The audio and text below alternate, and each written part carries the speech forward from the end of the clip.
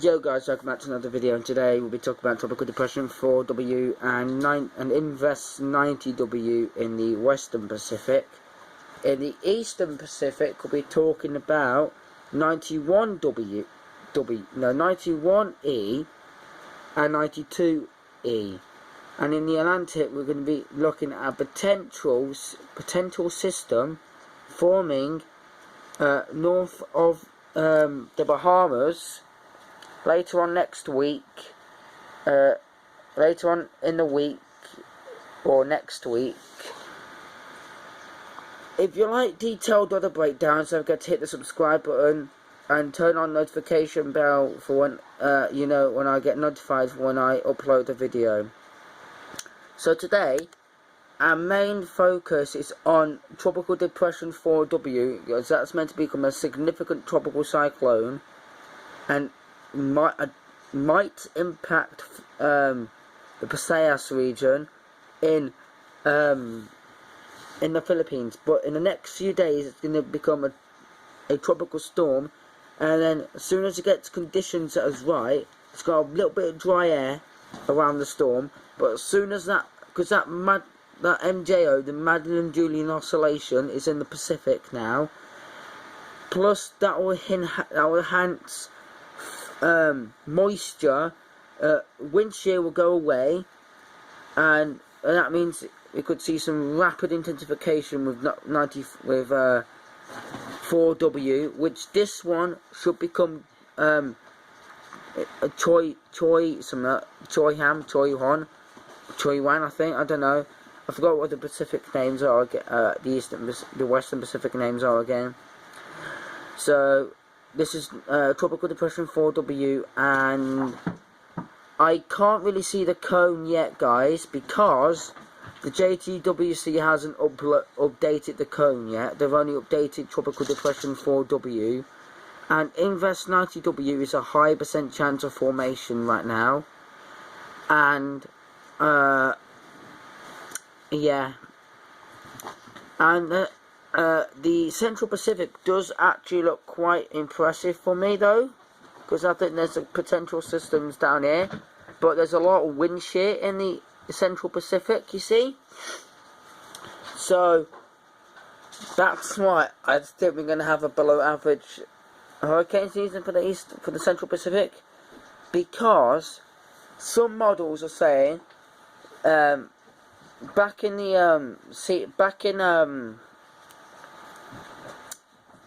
back in like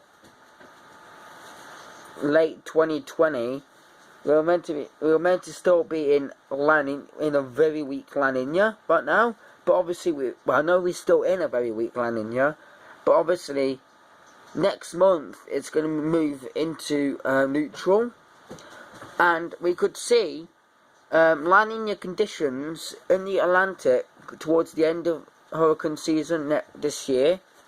So obviously we've got Tropical Depression 4W, and guys, I'll show you the cone for these two potential systems of where they're going to form, because they might have changed the cones around, you see. Right, they yeah, this has a 40% chance of formation, but the cone's red for the next 5 days. It could form anywhere in this area. Anywhere in this area it could form. As it says, a broad area of low pressure system located 700 miles southwest of Apalacu, Mexico, continues to produce disorganized showers and thunderstorm activity. However, environmental conditions are expected to be conducive for development of this system during the next several days. A tropical depression is likely to form by the middle of next week, while the system moves westwards and west-northwest at about 10 miles an hour. So this one's going to become a significant tropical cyclone. This one's probably going to be at least about a tropical storm, maybe a weak category 1, at least that. But this one will be a high chance of becoming Blanca. This one could become Carlos, and obviously Blanca could form and really rapidly intensify in the in 31 degree waters of in the Pacific. And as you can see, I'll show you some I'll show you some of the water in the Atlantic, of how warm it is. And obviously there's some like 29 degrees coming into the Caribbean, which I know there was some 29 degrees last week, but there was some upwelling going on in the east, in the western, in the Atlantic. But now that upwelling is gone, and now, literally now, we're gonna have in the Gulf Stream we got 26 to 27, maybe 28 degrees, pushing 28 degrees, maybe pushing 29 degrees in the Gulf Stream. And obviously there was 22 degree waters here. Now there's getting 25, 24, 23, 26 degrees Celsius now. The Southern Caribbean is getting 30 degrees.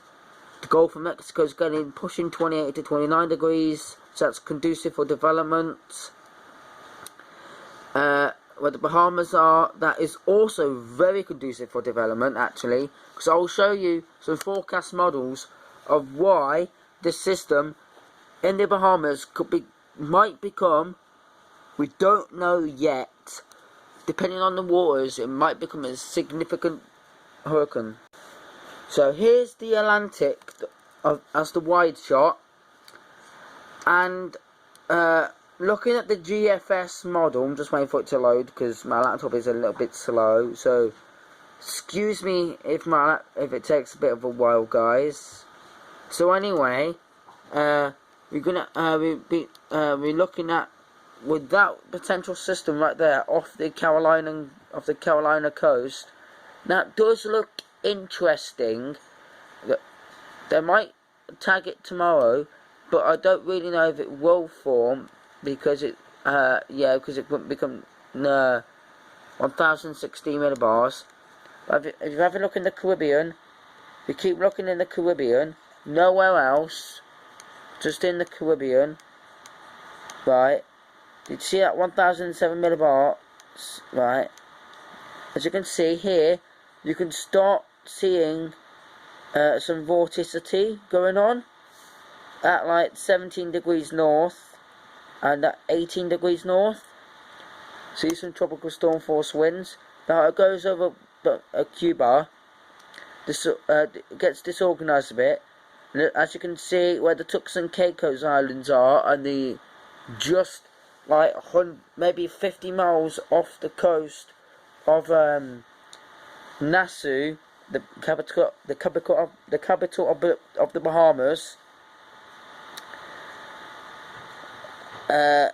There, so yeah, and anyway, it's meant to get tagged. As you can see, the center was still over here, so it was displaced, and obviously now it forms further west than anticipated, because when I looked at the models earlier, it was going to form over here, come down a bit, make landfall in the Bahamas, and come back up and significantly weaken. But now it becomes, it doesn't really become a tropical storm anymore. It only becomes at least 1009 millibars, which is at least a tropical depression. At least that. This was supposed to become a tropical storm. All the major models were saying that this is going to become a tropical storm. The European model, the Canadian model, the Japan model, every major model was calling for this to be a 75 mile an hour hurricane that impacted the Bahamas. But now they are saying that it's going to be a weekend, and it's going to be at least 1009 millibars because of wind shear. But if you look at it, wind shear is not going to be this bad anymore, because I looked at barely touching at least 30 knots, barely touching 25 knots, at least that. And that's in the centre of the storm. So yeah, I'll show you some satellite imagery of the two systems in the Western Pacific, because I don't think it will let me show the two systems in the Eastern Pacific yet. I think I'll have a look on storm floaters. I'm on Weather Nerds. Weather Nerds is way better than Tropical Tidbits in my mind, but I still think they're both good. But if you want to have a look at some decent satellite imagery, then go onto Weather Nerds. It's better.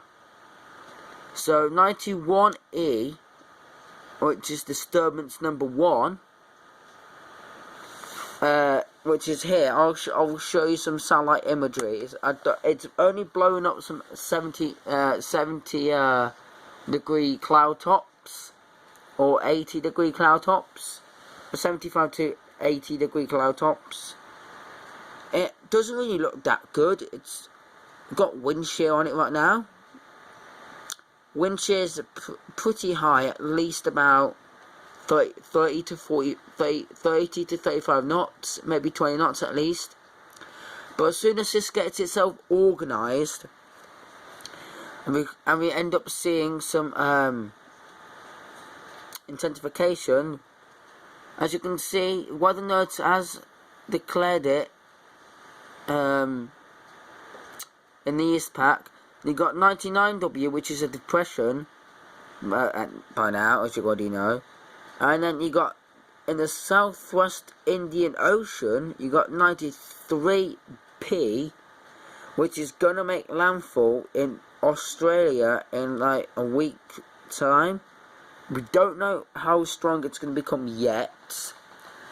I'll leave Force 13's YouTube link in my description, so you can go and subscribe to them. Same with Cyclone Tracking Oz. They're also doing what I'm doing as well.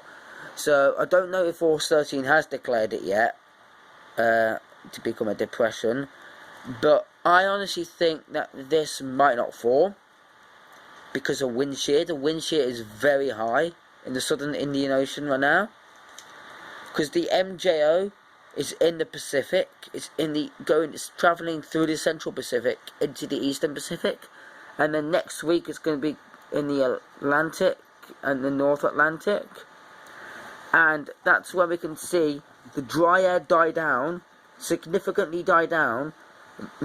Moisture, we could see at least 4 tropical waves. 2 of them might be able to form. We don't know yet, but most of the models are saying we're going to be back in phase 8, and phase 8 and phase 1 are both in the Atlantic. So that means then they'll both be conducive for some development in the Atlantic. But our main feature is Tropical Depression 4W, and those invests. So obviously, as you can see, this storm is blowing us some 70 degree cloud tops. It's not bad, and it's blowing a little bit of 80 degree cloud tops along its centre, which is not bad. That's roughly good. That is very good. We just need to see it start becoming like an actual tropical characteristic storm. I know this is in tropical degree waters. It's in 31 degree waters, 27 degrees Celsius waters. That is very conducive for tropical development. Wind shear is, it's marginal. It's conducive. It's not very conducive. The conditions are not highly favourable. If you look back in my old videos, you'll see some tropical storm Anna, which actually became tropical, which I did not know it was going to become tropical, because no storm has became tropical, nor 600 miles north of Bermuda. The last time that happened was back in I think it was back in 2018, back in the early 90s, maybe the early 80s, at least that. So yeah, and obviously this is enough now of me showing 91W, 91E should I say. I'm going to show you those systems in the thingy, but I'm not going to show you that South Pacific / Indian one, because it's not going to form, and plus it barely has any convection with it, because the MJO has weakened it like crazy. Right, this is disturbance number 2 in the Western Pacific, right? It's looking really good. It looks way better than all the other systems out there right now. I mean, literally, look at this storm. Wait until it loads. Minus 85 degree cloud tops blowing up around its center. This storm is meant to really significantly, rapidly intensify. If it keeps this bubble up of convection going on, I think this is 90 degree cloud tops. This is definitely 90 degree cloud tops right here, and that hasn't been seen. 90 degree cloud tops. Well, that has been seen in Goni last year. If you don't know Goni. Goni was a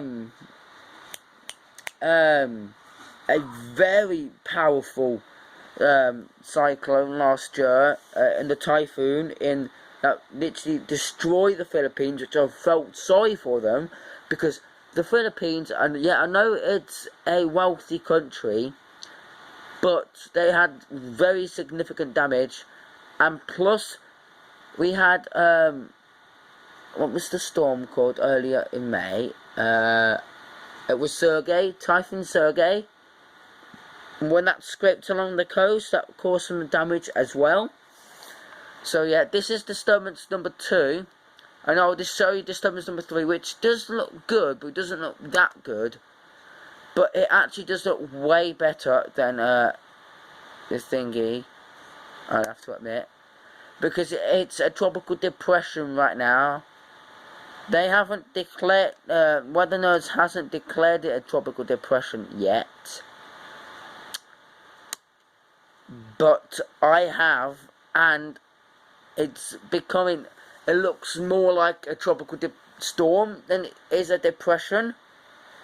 And if this does get named, it'll be called Choiwan or Choiwan or whatever.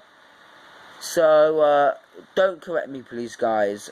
I'm sorry for the mispronunciation. I don't really know Western Pacific typhoons that much.